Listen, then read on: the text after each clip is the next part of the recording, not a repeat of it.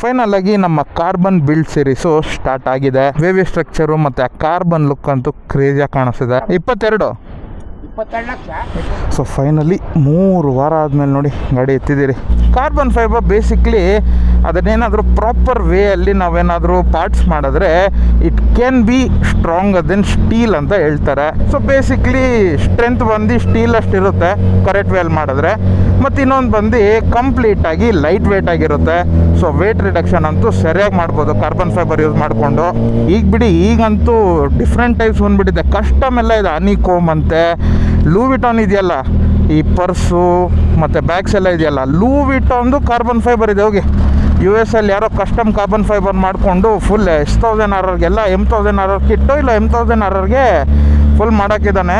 ಸಖತ್ ಕ್ರೇಜಿಯಾಗಿ ಕಾಣಿಸ್ತಿತ್ತು ನಿಜವಾಗ್ಲೂ.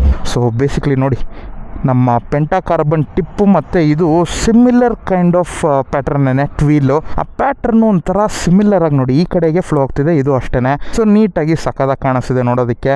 ಫೈನಲ್ ಆಗಿ ನಮ್ಮ ಕಾರ್ಬನ್ ಬಿಲ್ಡ್ ಸೀರೀಸು ಸ್ಟಾರ್ಟ್ ಆಗಿದೆ. ಸೊ ಚಿಕ್ಕದಾಗಿದ್ದರೂ ಮೇಜರ್ ಚೇಂಜಸ್ಸೇ ಇದೆ ನೋಡಿ. ಆ ಟಿಪ್ ಪಕ್ಕದಲ್ಲಿ ಸಖತ್ತಾಗಿ ಕಾಣಿಸ್ತಿದೆ ಅಂತ.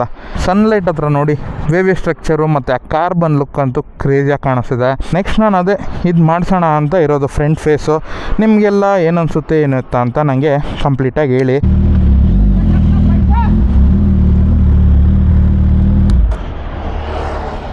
ಲಕ್ಷ. 22 ಲಕ್ಷ. 22 ಲಕ್ಷ. ಹೊಲ ನಮ್ಮಲ್ಲಿ. ಆಯ್ತಣ್ಣ ಬರ್ತೀನಿ. ಅವ್ರು ಹೋಗಿ 1 ಎಕರೆ ಬಂದ್ಬಿಡೋದಲ್ಲ ಅಂತಾರೆ.